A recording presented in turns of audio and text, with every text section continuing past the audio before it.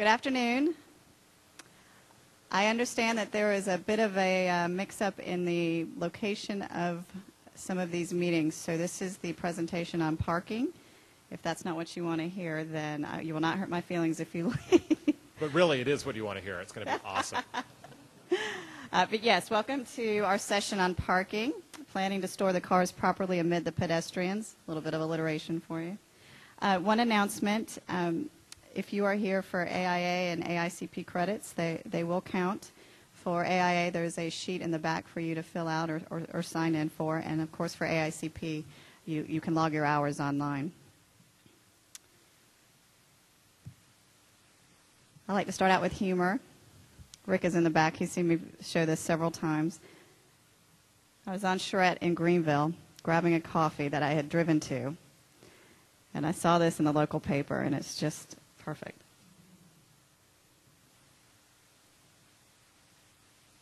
So we do all this for walkability. A few pictures I've also stolen from friends over time. I think you'll see some more of these this afternoon. We managed to fit the cars in before, and transit and people. We're doing it again today in some great places. I'm also required to tell you again that this is certified for AIA credits and AICP, but you see here that this formalizes it for you.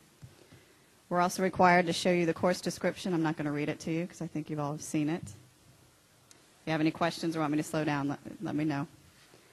We also are required to show you the 4 learning objectives for this, and we definitely hope that you will gain some understanding about on-street and off-street parking, about how to actually estimate parking demand and meet market needs, some innovative parking management strategies that we've used throughout the country and other places, and the most cost-effective way to manage and design your parking supply. I'll tell you a little bit about Jeff. He's a principal and sustainable leader for Nelson Nygaard Consulting Associates in San Francisco. He's got 19 years of experience. He's well accoladed with awards from AIA and AICP and APA and CNU and ULI, so we're really lucky to have him. He's worked on many projects and actively lowered traffic volumes and CO2 emissions, sometimes up to 40%. So he's got a lot of great experience in this field. I'm Tracy Hegler. I am the planning director for Richland County, South Carolina.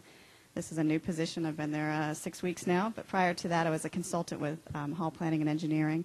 We're a transportation planning firm and had worked all over the country and done a lot of these great parking studies that we're going to talk to you about today. And with that, I'll turn it over to Jeff.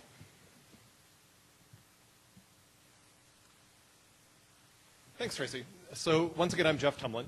I was born in Los Angeles and got my driver's license on the day of my 16th birthday. It took me a year of working my ass off actually at Disneyland in order to be able to afford to buy my own car, which I did on the day of my 17th birthday. Needless to say, I love driving. And as a motorist, there are few things that I enjoy more than an empty parking space right in front of where I want to go. In fact, the thing actually that I probably do enjoy even more than that is a lot of empty parking spaces. But as an economist and as a city planner, I recognize that every empty parking space that's out there is a tremendously expensive and underutilized resource. And so when we're working on parking projects, kind of as we're working on most transportation projects, I tend to look at parking and transportation more as a branch of economics than as a branch of civil engineering, and to take basically a real estate approach and a return on investment approach to figuring out what's the right number of parking spaces and how do we best manage those incredibly expensive, valuable assets. One of the reasons why parking is expensive is it consumes a lot of land. And something we like to do to torture our clients is to convert their minimum parking requirements, which are usually expressed in terms of spaces per 1,000 square feet of development. We like to translate that into 1,000 square feet of parking required for thousands of square feet of actual like building that you can make money off of. And what we find is that for most of our clients, they're requiring significantly more area be set aside for housing the car than for housing people. In fact, if your minimum parking requirements are more than 3 spaces per 1,000, you're requiring more car habitat than you are people habitat. As the result, for many of our clients, including this one, which shall not be named, which has some of the most thoughtful policies about sustainability, about transit-oriented development, an excellent complete street standards, lots and lots of language about mixing uses and walkability, and every good statement about motherhood and apple pie, still gets this sort of development. Not because people are violating the policy, but because the developers are doing exactly what is required in the DNA of their zoning codes. And so in this development project, this is actually transit-oriented development. Believe it or not, there's a light rail station over there. And you've got, you know, jobs, here's some housing, there's, I don't know, a hotel or something, here's a bunch of shopping. And of course, they're meeting their minimum parking requirement because, God forbid, somebody who's working in this building might, you know, park across the street at the other property owner's property. You know, that would be a gross violation of, you know, our sense of something or another. But of course, the end result of these well-intended minimum parking requirements, where the public sector interferes with the private developer market and forces the developer to build more parking than the market would warrant, right? That's what minimum parking requirements do. They force the private sector to deliver more supply of a certain good than would make sense under a typical real estate pro forma. So government interferes in this aspect of the private development market in order to ensure that no one would ever have any incentive to park any place other than on the parcel where their destination was. And of course, the result of this is that if you work here and you want to go to lunch across the street, you're going to get in your car and drive across the street. So one of the interesting results of this well-intended policy in order to eliminate the horror of spillover parking is that it actually creates the demand for parking that it was intended to alleviate. It creates an added motor vehicle trip for this person going to lunch across the street, a place, something that in a sort of normal place would not require a parking space. So we also notice when we look at the data that parking requirements also have a large impact on housing affordability. In a variety of studies that have been done in San Francisco and other cities, we find that every parking space you add to a residential unit increases the price of that unit by about 15 to 30%, and it decreases the number of units that you could build in a typical parcel by about 15 to 25%, because parking takes up volume. We also see from the work from the Center for Neighborhood Technology and the sort of work that's gone away under the Location Efficient Mortgage Program. But basically, a household that can give up ownership of just one car saves enough money over the course of a 30-year mortgage to be able to afford an additional $100,000 in mortgage. We also notice in our work in even small-town downtowns, even little residential neighborhood commercial districts or small-town main streets, that in places where that are economically successful and where parking is not managed particularly well, that between 8 and 74%, usually around 30% of the traffic in that little downtown area is people driving around in circles looking for a parking space. And we know from the magical science of traffic engineering that even in the most congested situation, if you remove just 10% of the motor vehicles, congestion goes away. And so you have merchants complaining about traffic congestion, but not managing parking so that their customers can easily find a space without driving around in circles. And increasingly, we're noticing, and I actually write at length about this in my book, from neuroscience, that the way we mismanage parking goes against everything that our bodies and our minds are adapted to handling as social primates. That bad management of parking, in fact, clinically does drive us crazy, right? It doesn't just seem that way. The neuroscientists have found that the sort of madness of being stuck in the carapace of your car, trying to find a parking space and not being able to communicate in a social manner with people around us, triggers the brain's fight or flight instinct.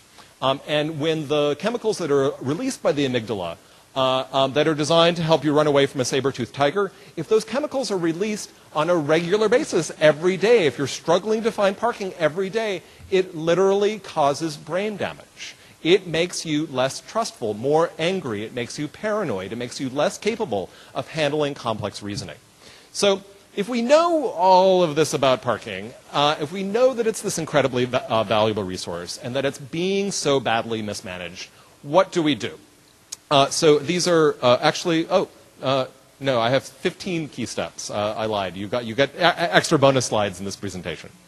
So this is intended to be a primer of basically fairly simple, low-cost or free or money-making steps that you all can use in communities of any scale in order to get parking to not be a problem.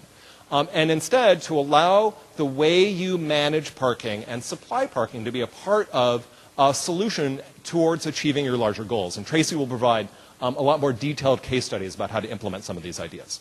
So one of the first steps, and this is it's a sort of intellectually bankrupt in a certain way, but it's oftentimes a necessary first step in order to allow existing residents to not be terrified of infill development, of the, oh my goodness, if you undersupply parking next door, all of those people are going to be parking in front of my house, and that's going to negatively impact my quality of life, and therefore I'm going to oppose any new development next door that doesn't have a giant parking structure attached to it.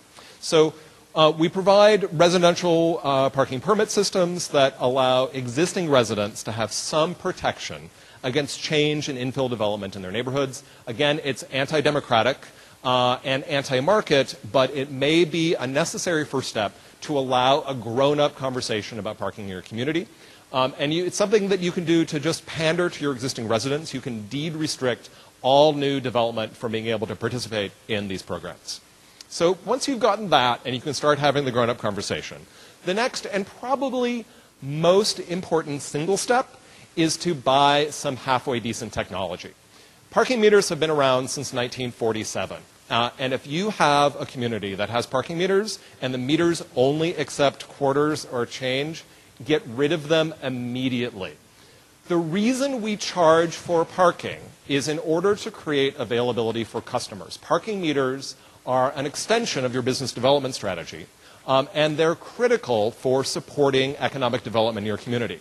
If there were any business on your main street that required people to pay for their goods in quarters, they would quickly go out of business. All meters now should take credit cards and debit cards, and they should call you up on your cell phone and ask you if you want more time. You do not want to criminalize customers who are spending more money in your downtown than they thought they would. You do not want to penalize people who are having a date that's better than they expected, right? Basic technology, really simple. All meters will do these today. They're a lot cheaper than they were even 5 years ago. The next thing to do, once you've gotten the basic parking meter technology down, which is absolutely essential, is to start moving on to some of the more interesting technologies that will actually help your motorists find the closest available space. We'll be talking a little bit at the end about the SF Park program in San Francisco, but right now I can go on my phone and see exactly where there are available spaces in almost every public garage and many of the private ones in San Francisco, but also where there are available on-street spaces on most blocks in most of the commercial districts. There's also signs on the roadways that will direct me towards the available garages, and this does two things. One is it helps me find a space readily and keeps me from driving around in circles, but it also sends a continual message that there is always parking available somewhere in your community. And I have never worked in a community where, well, almost all the communities I work in, everyone says, oh, you can never find a parking space, oh, it's horrible. And then you go and you count the spaces, and right, in fact, you know, in front of your store there may not be a space, but 24 hours a day, 7 days a week, there are plenty of spaces like within a block of your destination. So get the data out there. The next thing, and this is also a really critical message, is that if the reason you're charging for parking is to create availability for your customers, it's important to charge the right price for parking. And this comes straight out of Don Shoup. All of you should read Don Shoup. It should be sitting on your bookshelf next to Jane Jacobs. Don Shoup writes that the right price for parking, you should write this down, is the lowest price at which a few spaces are always available on every block face and every parking lot and every garage. The right price for parking is the lowest price at which a few spaces are always available, right? If you charge higher than that, then you'll have too many empty parking spaces and not enough people coming in and shopping in your downtown. If you charge less than that, then you'll have not enough empty parking spaces and people will be dissuaded from coming into your downtown because they can't find a parking space. And if you realize that the right price for parking is the lowest price at which a few spaces are available, you'll also notice that the right price for parking needs to vary by location. This is tiny little downtown Redwood City, California, little small suburban downtown, and they've realized that in the core of their downtown, the price needs to be twice as high as it is a little bit further out, and it could be free a block beyond that, and that is the rate structure at which supply and demand balance themselves out throughout their downtown. Then similarly, by extension, not only do you need to vary your prices by geography, but also by time. So this is downtown Pasadena, California. It's a retail and restaurant district. Their peak parking demand is evenings, right?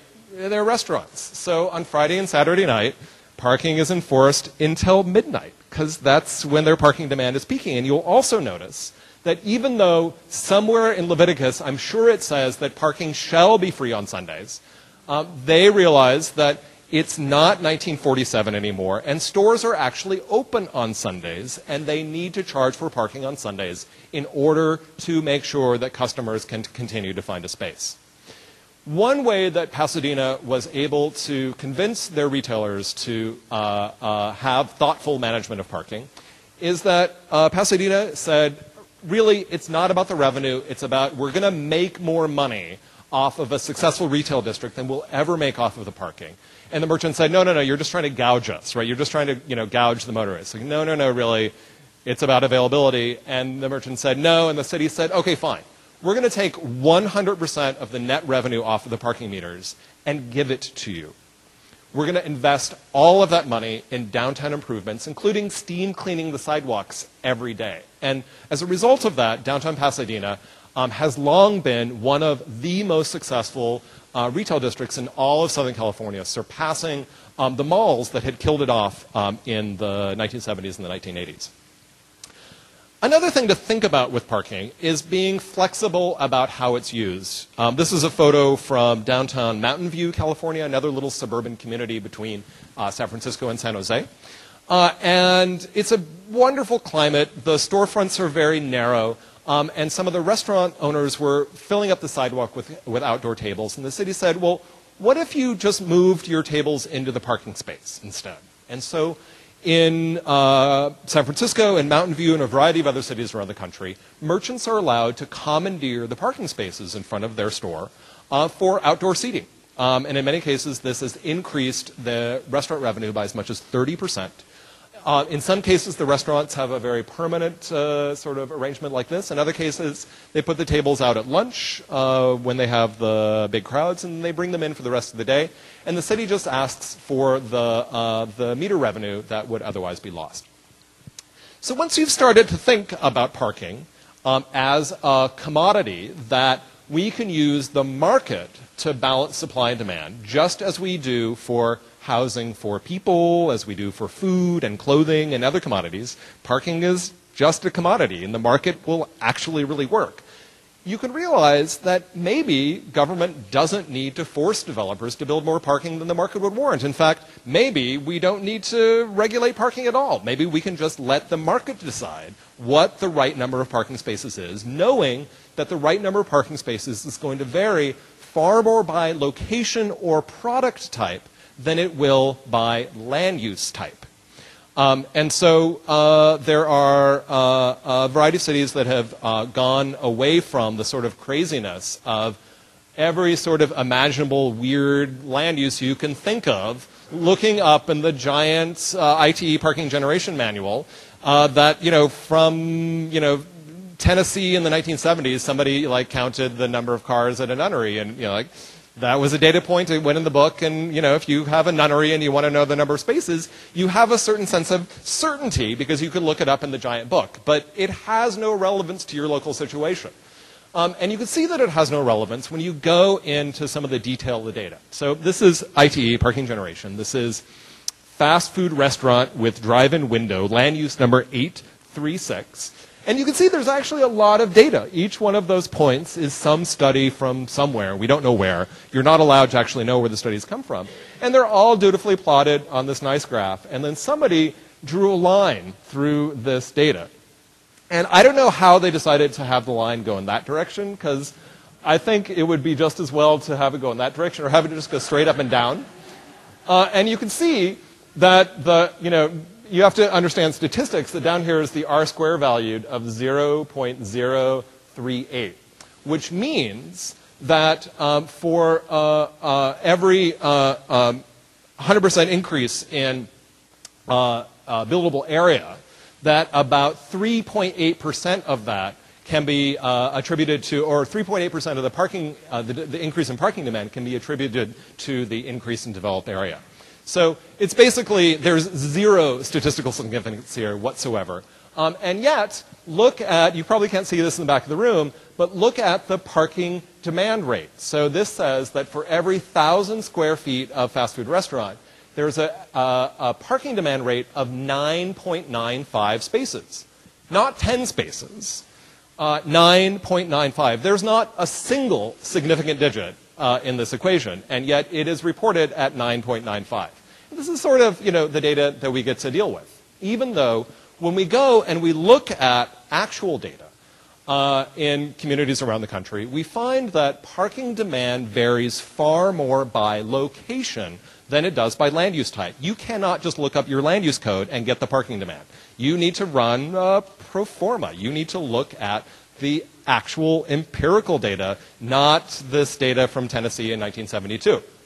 So, in addition to a variety of cities dumping their minimum parking requirements, we're seeing an increasing number of cities replacing their minimum parking requirements with maximum parking allowances, recognizing that if we allow developers to build more parking, then we have roadway capacity to get to that parking, recognizing that if we allow for automobile-dependent development, we're going to get automobile-dependent land uses and a lot more driving than perhaps we would want from a congestion or air quality or water quality reason, that we can actually use parking controls in order to create positive social outcomes by limiting the amount of parking. Minimum parking requirements are illegal as a matter of national law throughout the United Kingdom. Maximum parking allowances are basically for all of San Francisco's transit-oriented neighborhoods are now part of the requirements. And for residential units, only 0.25 to 0.75 spaces per unit are allowed in order to use parking as a tool for supporting affordable housing. San Francisco's primary reason for eliminating minimums and establishing maximums. Point number 10 is, if you're having developers build parking, make sure they design it well. Do not allow them to build hideous garages that destroy the pedestrian realm.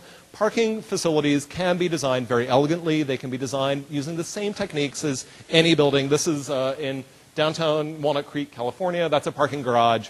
It used to have a Tiffany's in the ground floor. Point 11 is to be careful with driveways. If your minimum parking requirements are forcing so many curb cuts and driveways that all you're doing is taking parking from the public realm and putting it into the private realm with no net increase in parking, then you've created more of a problem than you've solved with your requirements. Point number 12 is unbundle. Typically, for most communities, there are, 1 or 2 or 2.2 spaces per unit, and with each unit, you get exactly X number of parking spaces, regardless of the number of cars you have. This is bad policy socially. It's also bad economically. If you are a smart developer, you're going to allow people to buy or lease housing or to lease commercial space that allows them to choose how much parking they want. So if you are a household with fewer cars, you can afford more housing. If you're a household with many cars, you can actually have a place to put those cars. Designing in more efficient uses of parking, encouraging in your zoning code tandem, stack parking, valet parking. Most zoning codes typically prohibit these sorts of accommodations for parking. There's no reason, if you're going to have minimum parking requirements, that you require the parking to be bloated and independently accessible. Point 14 is share. Car sharing programs are require, it's more of a T4, T5, T6 sort of intensity that is necessary in order to make them work, but they're incredibly effective programs. And one of my favorites in the United States is the program in Hoboken, New Jersey, a very small and very urban community just across the water from New York. And like many urban places, they had a residential parking permit program, and they have about 9,000 total on-street parking spaces in their entire city, and they gave out 17,536 residential parking permits. And as you can imagine, the residential parking permit was not serving its purpose of helping residents find a space. It was a hunting license. And so in order to get around this problem, Hoboken invested in one of the most remarkable car share programs in the country. So they have a big zip car program that allows sort of shared vehicles off-street. And they have a corner car program where within a 3-minute walking distance of 90% of their residents, they put an on-street rental car right out there on the street, self-advertising, and very interestingly, created a program to get people to surrender their residential parking permits and gave them a 2-year corner car membership and a bunch of credit on that, a 6-month bus pass, and a whole bunch of other interesting benefits valued at over $500. And what they found in the first year of this program was about 100 residents surrendered their permits and gave up the right to actually have a permit. And that the combination of the zip car and the corner car program produced a dramatic reduction in residential parking demand. About each shared vehicle that they put out in the street reduced the demand for on-street parking by about 17 spaces. And they found over time prevented about 20 households from going through with the purchase of a car, which had been sort of, if you drew a historic trend line, they basically stopped people from buying cars because now anyone who wanted to rent a car had one available basically on their block. So starting to pull this all together, the goal for many communities, particularly those that don't have the luxury of a lot of transit, is to create what we call a park once environment. So if this is a big arterial, and you've got, typical land uses on those arterial, and your minimum parking requirements have separate parking lots for each that are bigger than the land use, because that's what you require. On a typical trip, you'd have, Dad takes Sally to school, and he drops her off, and that requires a parking space. And then he goes to work, and he parks, and then he has to go pick Sally up from school and take her to soccer practice, because Sally can't get across the big arterial. And then he goes and he does shopping, and then he meets Sally, and off they go. And it's, this is very compressed and schematic, but a typical trip for many, many Americans. And the result is, it's a lot of driving and a lot of turning movements off of the big arterial that are creating a disproportionate amount of traffic congestion. So if you imagine that same arterial, but a grid of streets, and those land uses arranged kind of Main Street fashion along the grid of streets, and you have those uses share parking because their demand is peaking at different times. They share parking quite well together. Then you can have the same trip where Dad drives and he parks, and Sally walks herself to school while Dad goes to work, and Sally can now walk herself to soccer practice, and Dad can pick up groceries and they can meet at the car and they go home. And this is exactly the same trip, but because we have handled parking differently, the result is dramatically different. Half the parking, half the land area, a quarter of the arterial trips, about a sixth of the arterial turning movements, and less than a quarter of the vehicle miles traveled, just by thinking in a more sophisticated way about parking. And we see this data all over the place. Downtown Santa Monica, California, Los Angeles County, very wealthy. Everyone drives. One of the highest grossing and wealthiest retail districts in the country. Peak cumulative parking demand in downtown Santa Monica, California, less than 1.8 spaces per 1,000 square feet of development, even in a city where they've got minimum parking requirements of 14 spaces per 1,000. And we see this everywhere. Small towns, medium-sized cities, where people are predominantly driving. Peak cumulative parking demand is almost always less than 2 spaces per 1,000 in an environment like this. So finally, SF Park is a program that's trying to pull all of these ideas together. I encourage you to go look at their information at sfpark.org. They've got a fantastic book that they published that is basically a how-to guide for you all to do all of these ideas in your own community. Thanks to the Bush administration, major federally funded project, a bunch of pilot and study areas, pulled together all the right technology in terms of customer-friendly payment, in-road sensors that detect how long vehicles are parked in every parking space in the study area. All of those wirelessly network with each other, go back to a gigantic database that is then putting information out to any data analyst who wants to play with it. And those data analysts then create user interfaces that tell you exactly where to find parking anywhere you want. It also gives us historical data about what happens when we mess around with the price of parking or time limits or other factors. And so the city has been, every 4 to 6 weeks, adjusting the price of parking, varying it by time of day and geography, and producing these wonderful maps that show the difference that very subtle changes in pricing has on motorist behavior, but is also tracking that against other factors like traffic congestion, like transit, travel speed, and like retail performance, comparing control and test areas. And so what we're finding is that the compliance with the meters has gone way up, and citation revenue has gone way, way down, resulting in basically the same amount of money coming into the city, but vastly happier customers because we're no longer criminalizing people who come in and shop in our commercial districts. We're making it really easy. So go to the website, sfpark.org, tons of resources there. And if you have more questions, you're welcome to read the parking chapter in my book, which just came out last month and which I will be signing over in the bookstore after this session. And with that, Tracy.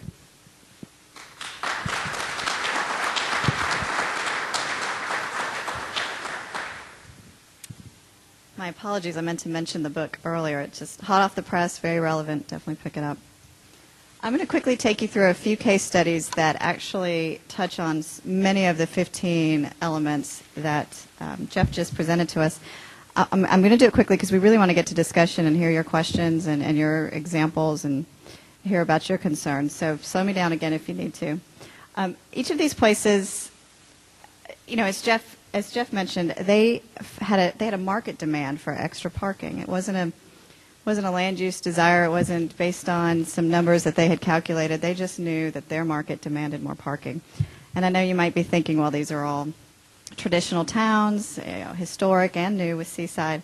But I think their lessons are very relevant to everybody because what they were really doing was fighting suburban policy creep.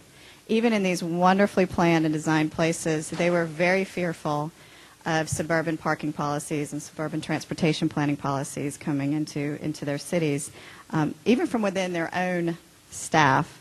I'll tell you, I probably shouldn't, but in Savannah, Georgia, some of their staff just felt that their streets in downtown were inferior to some of their suburban streets because it didn't match what they had learned in their books and their green codes. So the suburban policy creep is something that was kind of endemic to these places, and I think it probably is to you as well. What you'll see is that throughout each of these projects and these case studies, we really took this idea to heart that land use first, transportation second. And when I say land use, I mean get your context right, get your character right. What is it that you want to be? And then design the transportation and even the parking. Second, make it subordinate to how you want to be. So context really drove the recommendations for these places. Yes, Seaside has a parking problem, or they feel that they do, and they do drive lots of cars, and big cars, as this picture shows. But the idea is that we want to support them, we want to find places for them, but to fit harmoniously. In fact, this is a long statement, but I think it was really important. This was kind of the mantra that we took to this parking study. You wanted to maintain a proper balance between vehicular traffic mobility and pedestrian mobility, but keep the compact urban form that Seaside is so known for.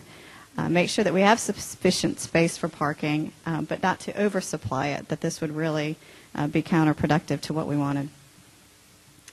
So very simple, some of these suggestions that Jeff said, and yeah, they are simple, but it's been surprising to me in all of these places that we've worked how the simple ideas were really transformational for them, and that they really, because of their simplicity, were easy to implement, were well received, and it meant a lot, I think, to the staff to hear these ideas from outside, because if you do think they're simple, you don't investigate it too much. But to enhance their existing parking permits, specifically residential, there was, of course, that fear, as Jeff mentioned, that any new development was going to put parking into some residential spaces and into the residential areas. So certainly to enhance that residential parking program where it was needed, based on location. Implement enhanced enforcement of parking. In fact, create a municipal parking office and really get out there and see what's going on. Develop a monitoring program, potentially using the sensors that Jeff mentioned. Get out there, figure out how often these spaces are being used so that you can determine by location, time of day, and seasonal. Of course, there's seasonal fluctuation in their parking demand in Seaside. Get those sensors out there so you can really help drive your pricing policies and to set those parking rates based on that optimal operation. Our next case study is in Charleston, South Carolina. We started out on King Street, but kind of expanded it to Market Street. Again, the business community there was just craving more parking, but certainly wanted it to be contextually sensitive to the great urbanism. So we went in there with the idea that we needed to really comprehensively evaluate what they had. Technically count the number of spaces. Where are they? Where are they located? How many do they have? And again, to bring that land use first, transportation second approach to how we designed it, also that we can increase their on-street supply. In many cases, we found that there was just a lack of parallel parking on on certain portions of the street. The width allowed it, but it had just never been striped. And in the course of an afternoon, we identified very physically 48 extra spaces on these two main streets in Charleston. They've actually striped them and put them in on both sides of King Street, which they hadn't existed before. Here's down near the marketplace. Again, I love this picture because it shows you how they very graciously, just a simple stripe to demarcate those spaces instead of a large T on this great brickwork. A more comprehensive study in Savannah, Georgia. The driver was the same. Business merchants had come together and were requiring more parking, but they actually had an office of mobility and parking. Somebody who staffs that office, and so mobility and parking. It's not just about parking; it's about how to move people efficiently and well, not just by cars, but driving. So again, we looked at the context. We looked at 3 study areas specifically, 3 that we felt were indicative of kind of a range on the transect. Johnson Square, quite urban, more of your T6. Broughton Street was your great main street, a T5, and Oglethorpe Square, more residential, more leaning towards a T4. So that the policies that were prescribed for these places could be taken throughout the rest of the city. Again, you see the same methodology. We got out there, we did some field work, we looked at the place, looked at the existing conditions, mapped every single parking space that we could. Took the same approach with understanding the context and keeping walkability as the key factor. This is part of our research, just to show you some pictures. We definitely counted and measured, and I had some business folks with us. These are actual business owners on Broughton Street, so they were really intimately involved in looking for these spaces with us. Measuring the width of the lanes, where can we maybe add parking, how is it affecting speed and walkability. This is Johnson Square, where apparently it's pretty walkable. You're comfortable standing in the middle of the street. Thinking about extra spaces, lots of pictures here. Speed. This is an archaic, some might say, speed gun, but speed was really important in determining how we were addressing the street and making it walkable, and we took measurements at all of these locations, and I'll show you some of those findings in a minute. We even implemented the walkability index to make sure that whatever our recommendations we applied were increasing the walkability. And so this is just a quick 10-point measure of, well, 100 points, but 10 measures of how walkable these areas are. Based on these 10 factors, probably the most important being how fast the cars are driving. And that's important because we know that the faster they're driving, a conflict with a pedestrian is really quite fatal. So everything we did in Savannah was keyed towards keeping those speeds low and making it highly walkable. This is just quickly how we graded those areas in Savannah, just like a school test. So this is an image of Broughton Street, and you can just see just from the image how wonderfully walkable it is on a scale of 100. Got an 88.6, and that was really for an 8-block region, and the last 2 blocks on each end were actually where the urbanism was falling apart. So if you took those 2 blocks out into the 6-block score, it was probably about a 96. Johnson Square, again, pretty good, pretty walkable, but we'll tell you why in a minute why some of our parking recommendations increased its walkability. And Oglethorpe Square also about a 67. Again, we had a need. There was only 10,000 public spaces downtown. That included parking garages. There was a huge demand. There's a lot of visitors, a lot of employees that come in daily that drive from outside and need to park their vehicles. Of course, there's lots of students in the area. So again, the goal was to increase on-street supply and manage what they have. We had quite a few challenges, which I'm sure a lot of you folks are dealing with. We found this Georgia state law that if you're 15 feet of a fire hydrant, you can't park within 20 feet of a crosswalk at an intersection. So that just takes out a lot of your curb face and a lot of your parking opportunities. We had drainage issues to deal with. We also found we had a lot of obsolete spaces that had prohibited parking. They were old freight zones or old loading zones that were no longer active, but taking up a lot of usable space. Again, we wanted to keep vehicular speeds down. We found places where they were pretty high and not very walkable, so how could parking help that? And then, of course, making sure that we address fire and transit access with our designs. So our solutions, again, are contextually appropriate based on where they are and not necessarily by land use, function, how the parking space should function and making sure that it's designed appropriately. Timing was an issue. It should be well monitored and well priced and appropriately located. And then we have some layout recommendations that I'll go through. Again, this is just quickly showing you that we looked at this contextually. We had to encourage turnover. We had a lot of folks sitting all day. They would park their car. There was no enforcement. There was no reason to move. And so part of our recommendations were to price it appropriately so they do move. Like Jeff said, you hit that right point. Encourage employees to use less convenient spots. We had a lot of employees of the businesses parking in front of those businesses and sitting there all day. So the employees were taught to incentivize how to move them to other locations. Certainly provide adequate freight and loading zones, but not oversupply that. Make sure they're in the right places. And then something to think about is providing ample bicycle parking. It's a little comic relief, but it was actually quite a problem. We've got a bike rack right here, but there are 3 bikes attached to this light pole.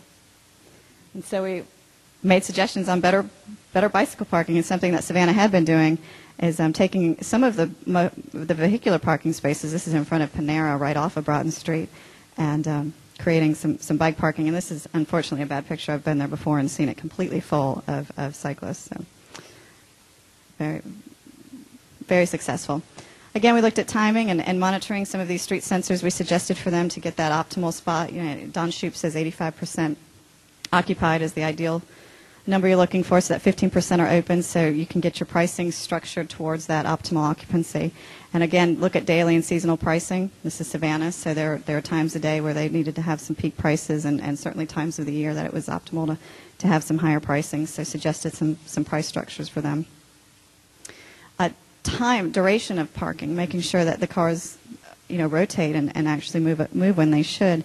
Broughton Street was divided in half by red and blue zones. That was their enforcement. You could park for 2 hours for free in one of those zones and then move to the other. And so, of course, there was a lot of strategy, some very strategic, I'll move my car, you move yours, and shifting specifically by employers or folks that were trying to actually eke 4 hours out of the system instead of just 2.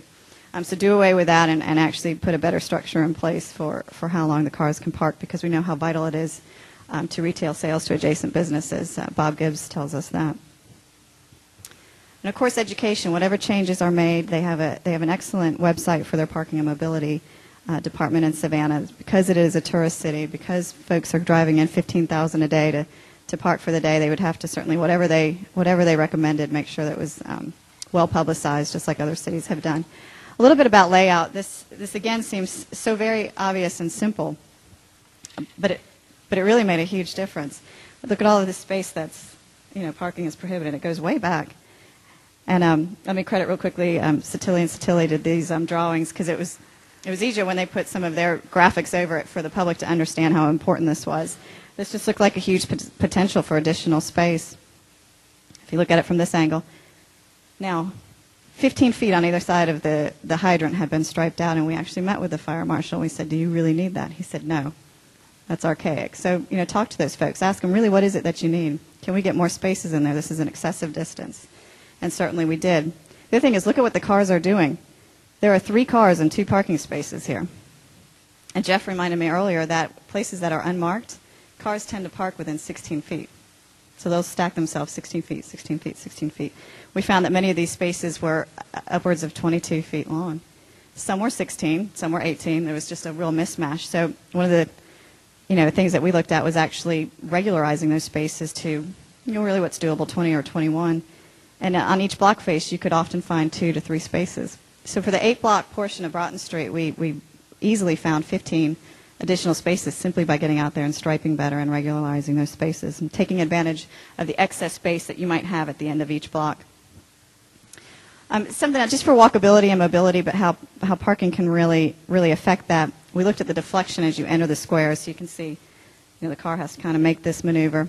So the parking and the design of the city really does that. The speeds here were really slow, really appropriate to walkability. Now, on the other side of the same square, you could see that these cars could come in just straight, and we certainly found higher speeds as they entered the square. 20's okay, but it was substantially higher than the other side of the square. So what if we added parking to create the deflection we saw on the other side? So this is where design really helped. This just shows you that large vehicles can actually move through this deflection. We've got a large truck coming in here, and he moves around. He moved all the way around the square, even through that deflection. So don't let the engineers tell you that the trucks can't make that maneuver. It's just a sequence of that. And looking at the width of the travelway, you've heard this before, the wider the street, the wider the right-of-way, the faster they move, and we found that here too. And so we looked for places that we could add parking on the other side of the street or within that right-of-way to narrow those travel widths. I'll leave you with reverse angled parking. You might have saw the angled parking I had back on Johnson Square and thought it looked backwards. Anywhere we're working now that we suggest angled parking, we're looking at reverse, and many of you probably heard of that. It's quite simple. It's easier than parallel parking. You have to do one less maneuver.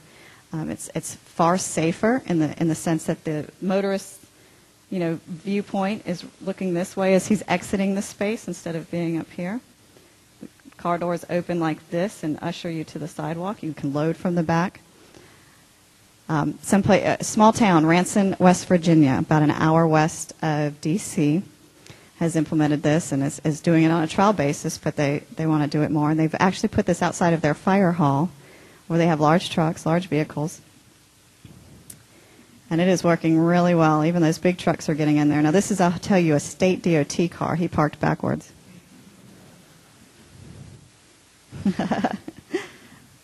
But they're actually really enjoying it there, and it's improving safety. It's working well. Nobody thought they were crazy when they did it.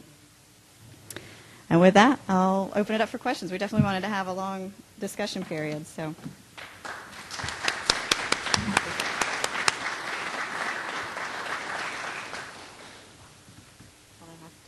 Sitting there. Okay. Can we do lights or?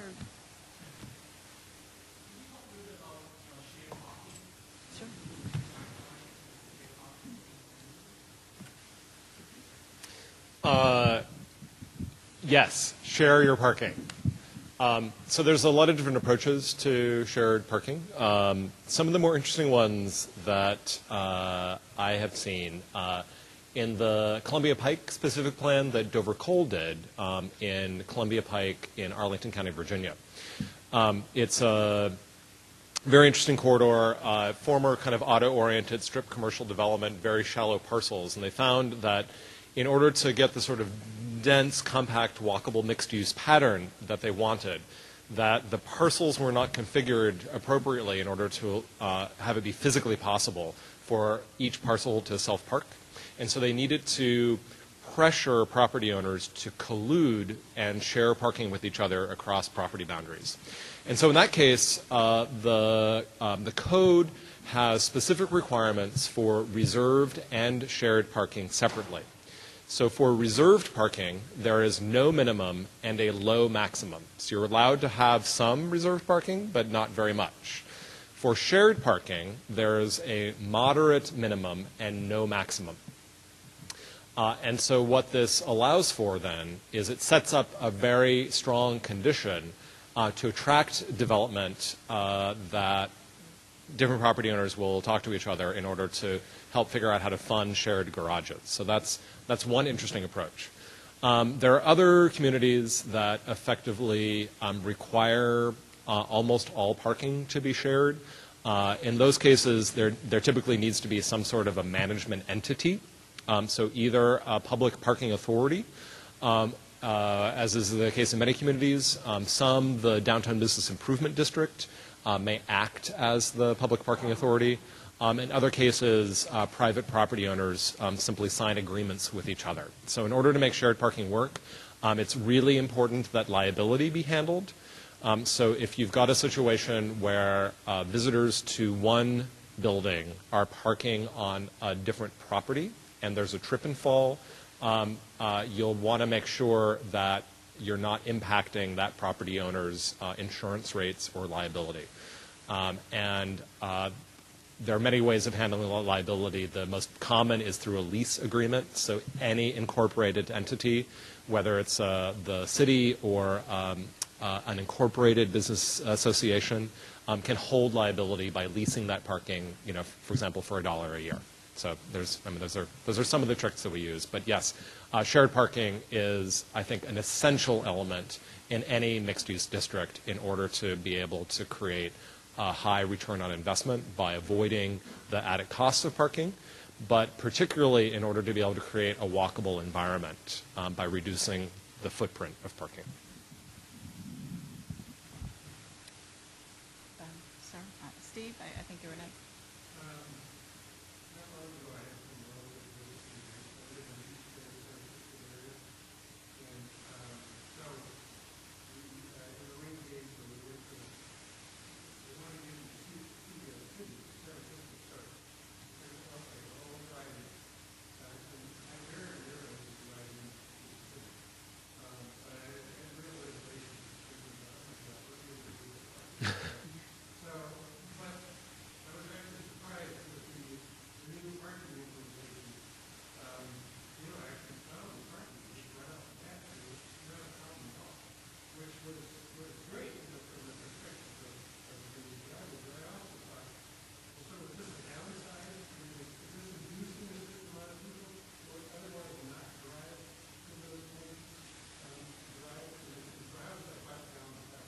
Well, so San Francisco is collecting data on this exact phenomenon. So one thing that I would, for any of these parking and transportation topics, it's critically important not to penalize motorists, to not moralize transportation. You are not a bad person if you're driving in a car, right? That's a message that will fail at so many different levels.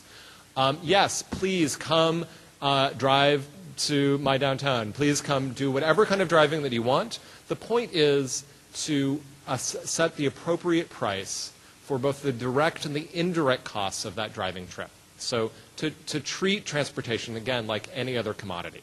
So what we're finding in San Francisco is that by making driving a lot easier, but setting the appropriate price for it, people are now making rational choices and based upon a market rather than based upon feelings of enticement or guilt, right? So we have happier customers, happier motorists, and less driving and more spending all at the same time, simply by changing the way that we thought about the role of parking as a component of the transportation system, as well as the role of parking in achieving the social equity and ecological sustainability and economic development goals of the city.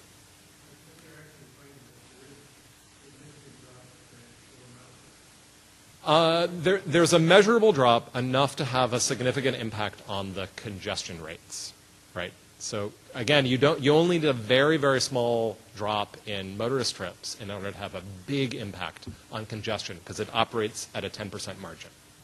Well, and he mentioned happiness. I think that the takeaway for you should be that, I mean, you had an enjoyable day and, Yep. and weren't stressed out about the situation, and it all kind of works together in that fabric of getting to the space quicker and faster and knowing you can, and being invited into the area because it's no longer a problem. And Steve, how many things did you do after you parked your car?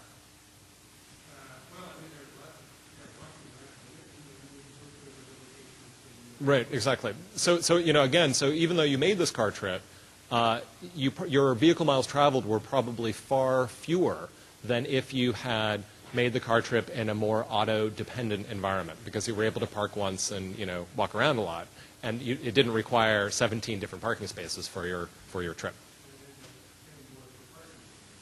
Yeah.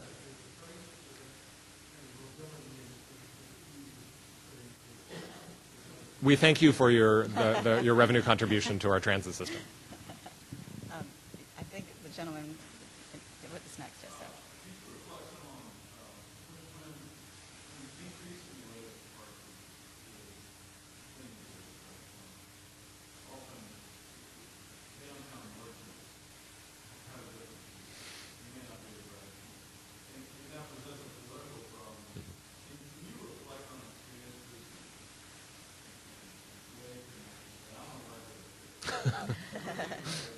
Yeah.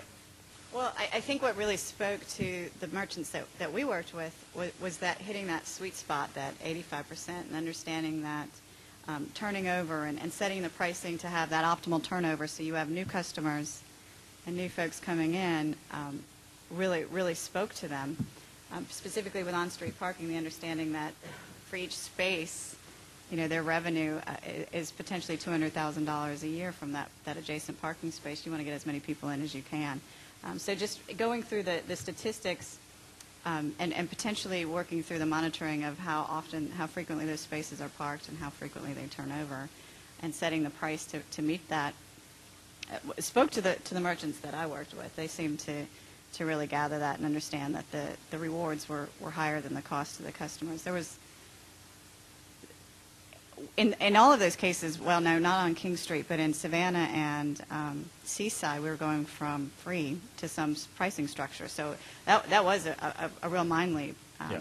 It's a lot harder to go from free to 10 cents an hour than it is to go from 10 cents an hour to and even $20. Still, just understanding they were kind of so down and out that they were certainly willing for it, because the free was just too little. They were not bringing in the customers that they needed. So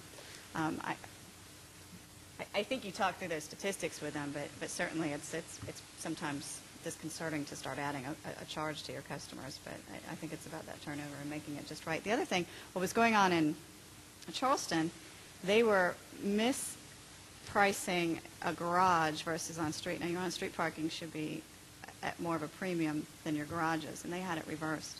And so just figuring that out and helping them, there's just better management of the spaces that they had, and turning over those on-street spaces. It was more, that was kind of a trade-off of one for the other, but just getting it right, so that they were incentivizing people to get into the garages, and turning over those on-street parking spaces was a big plus for them.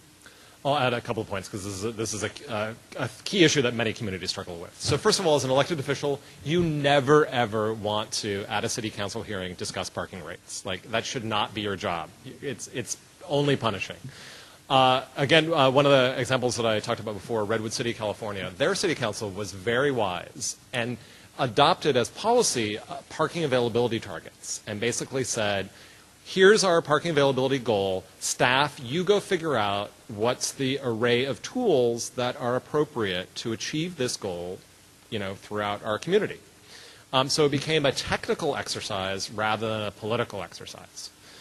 Other really key things to consider are that your parking organization and your parking enforcement organization need to think of themselves as customer service organizations rather than enforcement organizations. So get them out of your police department It's not a regulatory function, it's a customer service function. And oftentimes, if all of that is housed in the police department, there are some communities where the police departments are great and they can look at the world through a customer service lens. For most police departments, it's really hard for them because that's just not how they see the world.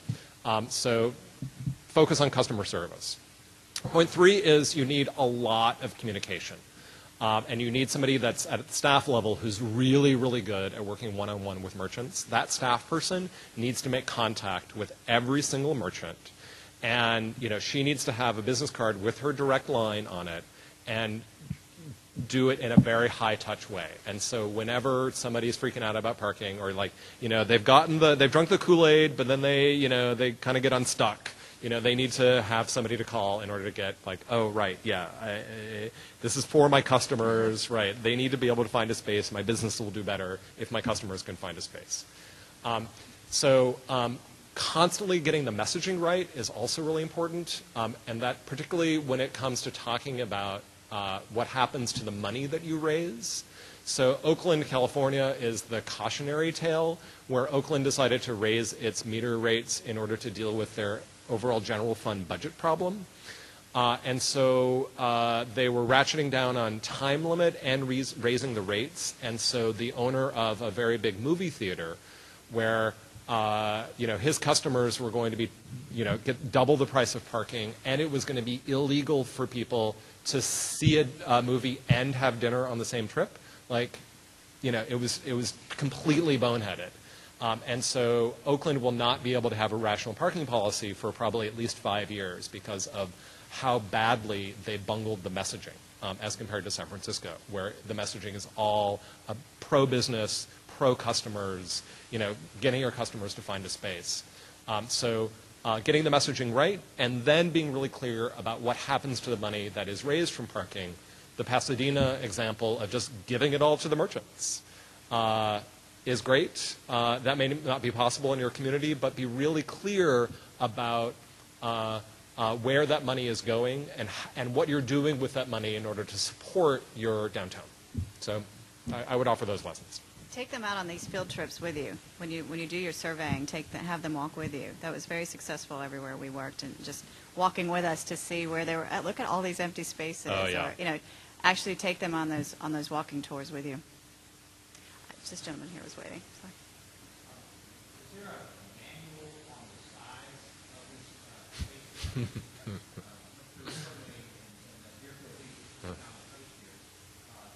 they require 9 feet by 25 feet. Wow.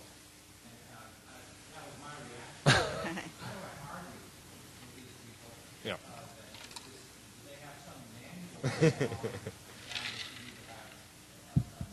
that size for parallel parking. How would I ever talk to them about doing the back end angle parking? That's their manual requirement. Where do we get this? Oh, that's pretty excessive. Well, I mean, yeah, there's lots of documents out there. Most of them have a big range. For any of those the standard numbers, many of them are based in theory rather than in empirical measurement and testing. So one thing that I oftentimes do when somebody presents me with some standard that who knows where it came from, is to actually go out there and count. How much space does a car fit into? If there is no striping, cars will space themselves out at about 16 feet in almost any place that I've ever looked. Why is there striping at all? Well, I mean, enforcement. Sometimes they're striping because of parking meters. So if you have standalone meters, which are really easy for people to use, then you need to figure out at what spacing to put them.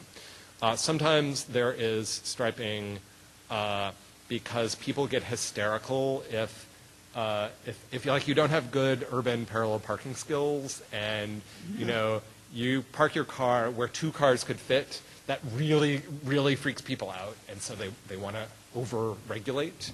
But in my experience, you always end up with fewer cars per block face if you stripe. Yeah. Oh. Well, yeah, I glossed over that very quickly. They had painted them incorrectly to begin with. They need to be 11 feet wide and 16, 17 long, but not on the curved face. All right, so the width of the space itself needs to be 11. 11 is ample. They had striped 11 on the curved face, which made the actual width of the space itself something like 7, and it worked. But they were tight. They were really tight. I was surprised they did it as long as they did. So yeah, they had restriped it. From the curve straight out, correct? Well, no, not the diagonal. It's the curve. It's the depth. Yep. Yeah.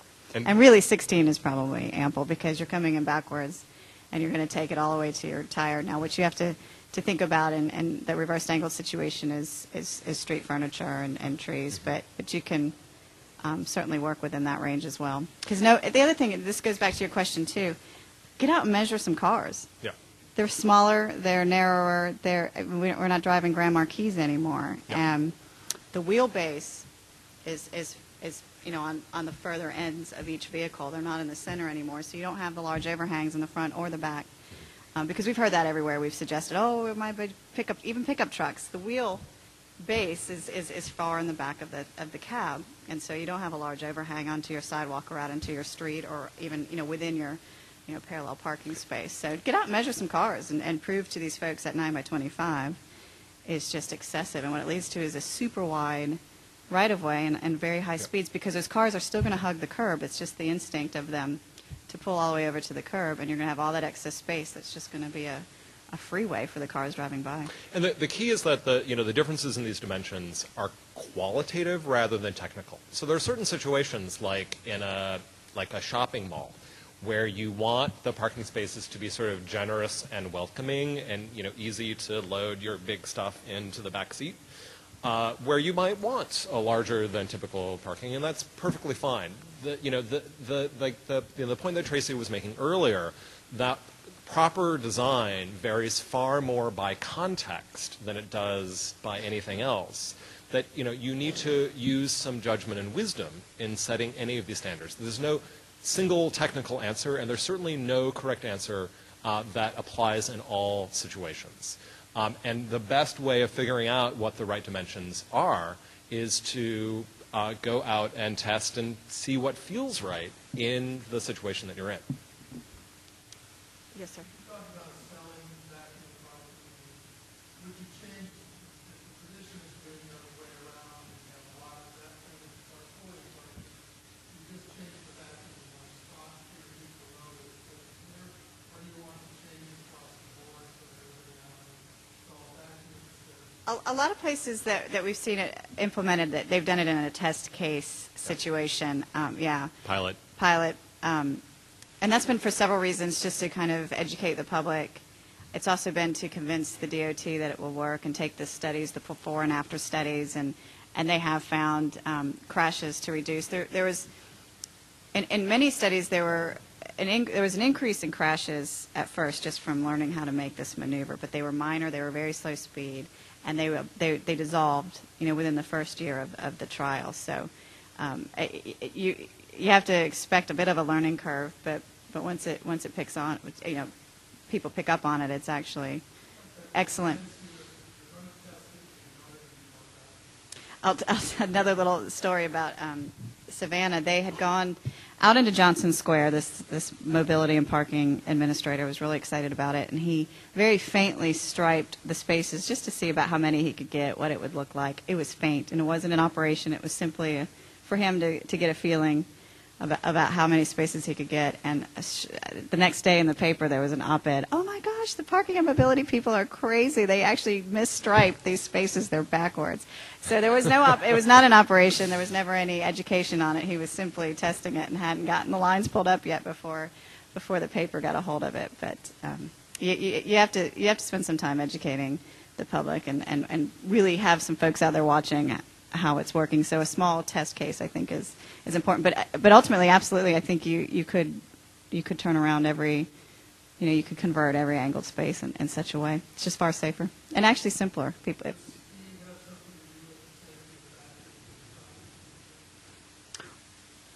I think you do enter the space much slower. But the key safety factor is the visibility of the driver as they're exiting. Say a cyclist or even a motorist Yep. is coming up on that side. You're at the vantage point of viewing it as you enter.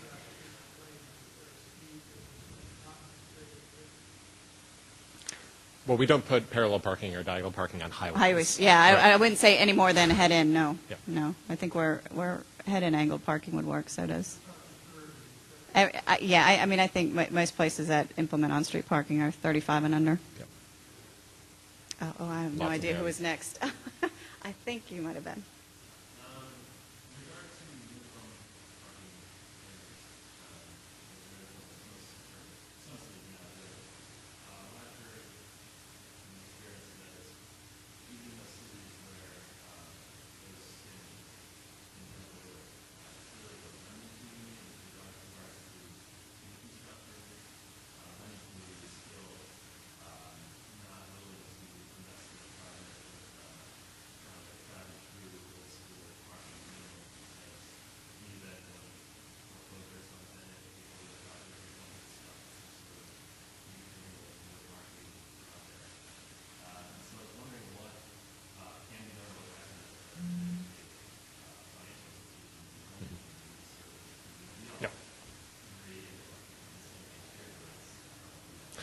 Yeah, I mean, that's one of the things I find most amusing is that there's so many people who believe that if you eliminate your minimum parking requirements, you'll get all this development with no parking.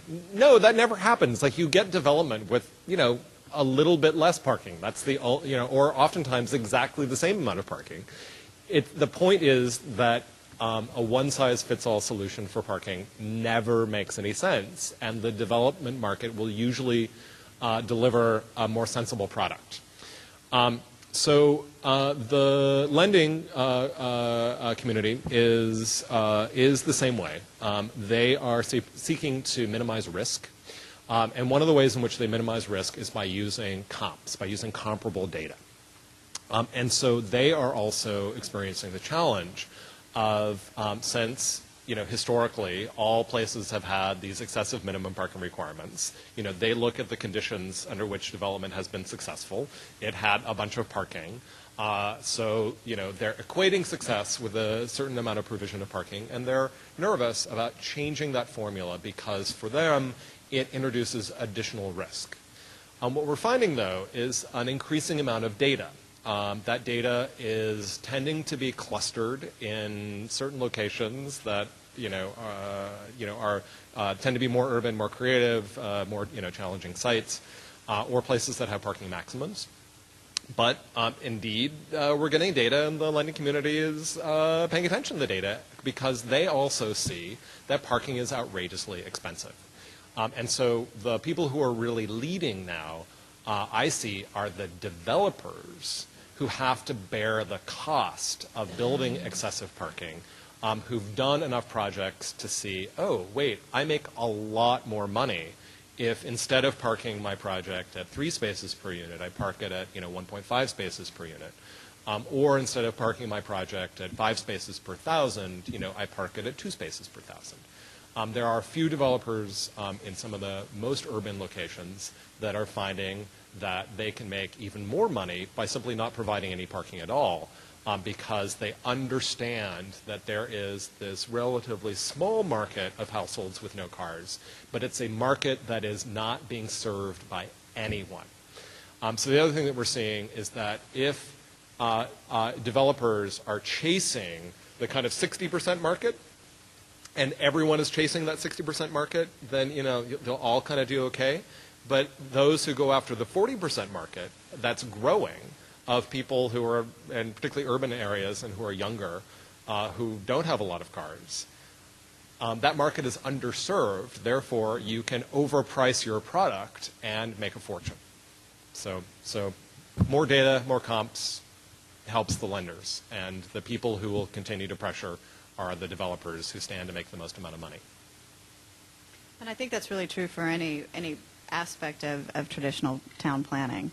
They had always been sort of the holdup in that ring. And just like you said, there is more data. There's more studies out showing it. Christopher Lineberger's The Option of Urbanism shows that there's a greater return on investment in that type of development. And it's true for parking too. I think we can keep going, but it's... Yeah. Okay. Until somebody kicks us out. Who is next? Sir?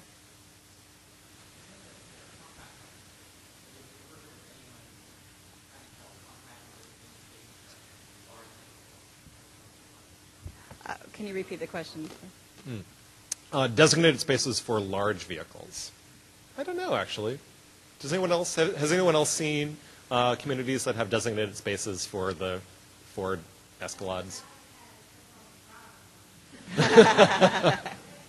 So all spaces are designated I was large going to say, yeah, vehicles. everything but the compact cars are for large spaces. Yeah. Yeah. Right. No, I don't know. Sir. We have a bunch of institutions in our town that use seated parking, and it's driving a lot of traffic, parking on roads and everything. And so we're trying to get them to start pricing the parking. And they're saying no, because when you're all their speeds on the road. We were talking to the school district about maybe trying to keep it a little bit fun. Do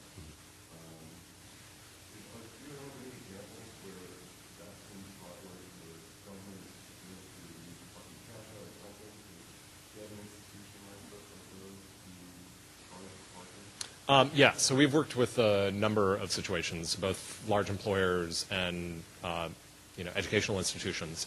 The trick is you've got to create some value of those parking lots.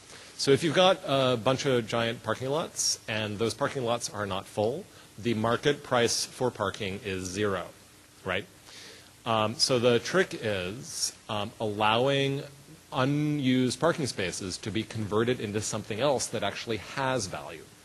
So in the case of Genentech, which is a really big biotechnology company in a completely isolated suburban location in the San Francisco Bay Area, you physically cannot get to their campus except by driving. They were growing very rapidly and wanting to expand and couldn't buy up their neighbors fast enough. And they realized that the only way that they could expand was out under their surface parking lots. And then to sort of scrape up all their parking and pile it up into outrageously expensive parking structures. What Genentech realized was that it was cheaper for them to pay their employees not to drive than it was to build parking structures. And so Genentech provides everyone $4 a day that, for any time they do not drive to their main campus, including people who stay at home and telecommute. They also provide free transit passes to all their employees and an extensive, Genentech operates a regional transit system now that is one of the larger transit operators in the San Francisco Bay Area, basically running employees to their home neighborhoods in a dozen different cities. And so what Genentech was able to find was that they were able to get a dramatic expansion of their campus. The city of South San Francisco was able to get a big increase in its tax rate. At the same time, it was reducing traffic, but only because the city of South San Francisco alleviated the minimum parking requirements for Genentech. So Genentech was able to translate their savings in avoided parking structure construction and avoided land purchase into incredibly popular new employee benefit for all of their employees. And so it was yes, I'll give you my card, and we wrote it. So that's one example, and there are many others as well, including educational institutions that have faced similar situations. Yeah. Probably time for one more, because I hear the hallways are moving. You over there.